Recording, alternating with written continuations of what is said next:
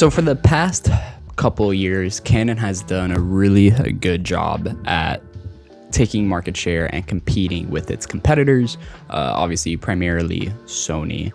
And I think 2022 is a big year for Canon for multiple reasons. They're coming off 2 back-to-back years of releasing major cameras. We got the R3 and the R5 in 2020, and then we got the R6 and R5 in 2020, and last year we got the R3. And then even before that, I think late 2018 was when we got the EOS R to begin with, and the RF lenses. You know, I'm just thinking, as a person who shoots Canon, what can I expect and what can you expect from Canon in this coming year, or in this year, 2022? And there's definitely about 3 major things that I can think of, or that I've heard about, of what we can kind of expect from Canon in 2022. So I just want to make a short video to talk about it because I like talking about this stuff. So sort of the first thing that I am sort of expecting from Canon this year that I think would actually be big for Canon, and it's honestly something that I really want to see from them, because I think at the moment it's the weakest link of their entire camera line, is the APS-C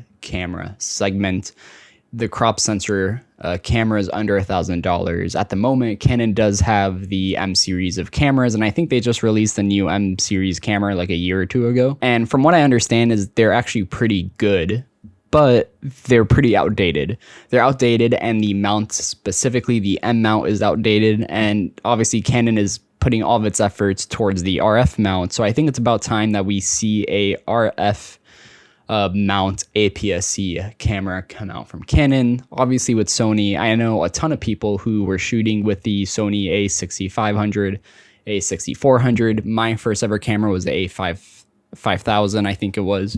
And the great thing about those cameras is they were all E-mount lens cameras. So if you had any Sony E-mount lenses, you can use them on those cameras, and a lot of them are actually really good. The A6400 was a solid camera, shot 4K at 60, and the 6500 the same thing, 4K footage. Really solid cameras with a ton of lens support, and they had lenses that were made specifically for them, but you can still also use the other full frame E-mount lenses. And I think that's what Canon needs to do. I think they need to release a new APS-C camera line. I don't know what they would call it, but some sort of R-line APS-C crop sensor camera. And then on top of that, release obviously the cheap lenses that you would use for the kit lens, just to kind of make the barrier of entry for consumers wanting to get into the mirrorless market, but don't want to spend, you know, thousands of dollars on buying a body and lenses and all of that. Crop sensor cameras are a great option for them. And I think Canon, if they really want to continue to compete, continue to move forward, continue to make money, and continue to take market share, this is kind of like the biggest thing that they can do, because they're kind of missing an entire segment of people. I think it's a waste of an investment for people to buy the M series cameras right now.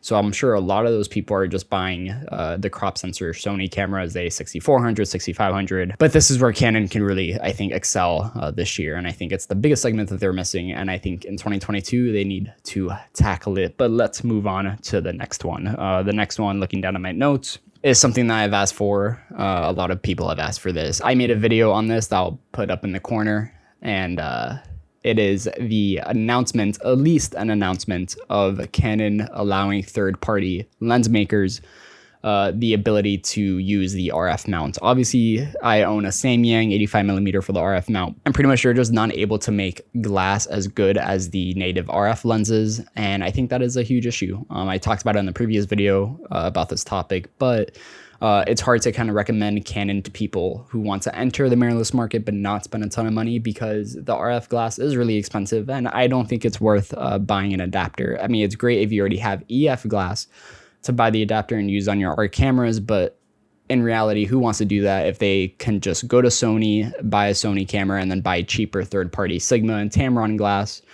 I think that is a way better option, and I think Canon is really missing out by not having really good, or not allowing third-party lens manufacturers to take full advantage of their mount. So I'm expecting in 2022, maybe not getting those lenses yet, but at least an announcement from Canon saying that we're giving them, the secret sauce to the RF mounts, which would be awesome. Not only for, me and other professionals, but just for Canon in general. If you make the barrier of entry lower, then more people are going to buy your camera, which is at the end of the day what they should be focused on. And the third thing, obviously we got the R3 this year, which is a decent camera. I think a lot of people were disappointed by its megapixel count, but I think the big reason for that, what a lot of people are saying, is that the R1 is going to be the flagship camera, or at least what we expect to be called the Canon R1. And I'm not expecting to actually see the camera this year. I think Jared Polin also said this, that he was not expecting to see the camera this year just because of chip shortages, everything going on right now with manufacturers and all of that. But at least towards the end of the year, we'll probably get an announcement and maybe a release date for early next year. And we'll start to see all of the specs. At the moment, I think the main rumor is that it's going to be an 85 megapixel camera, being able to shoot 20 FPS to like 40 FPS or something ridiculous like that, which would be insane and overkill, but it's going to be expensive as hell.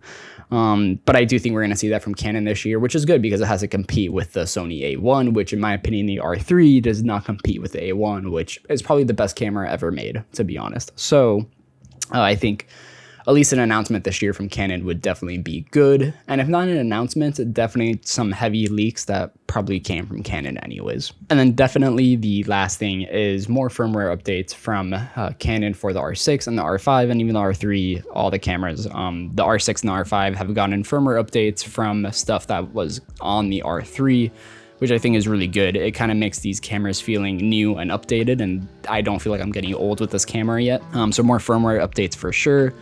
And also a continuation of creating cheaper version of the lenses they already have. For example, the 70 to 200 f4 lens, which is significantly cheaper than the 2.8 version. I'm personally not going to buy these, but I think it's good that they're making these lenses, again, to decrease the barrier of entry to allow more people to buy Canon cameras. So I would love to see pretty much all the lenses that are out right now. I would love to see cheaper versions of them all. And that is going to conclude the video. I just wanted to come on and talk for a little bit about what I expect from Canon. And I'm curious to see if any of these predictions or these ideas are going to be true or what's actually going to happen this year, because I do think it's a really big year.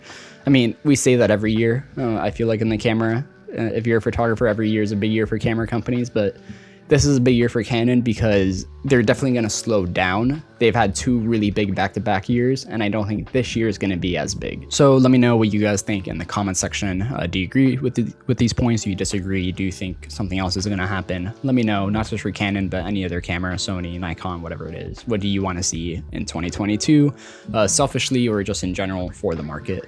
And with that being said, please don't forget to comment, like, and subscribe. It really does mean a lot if you do all three of those things or just one of those things.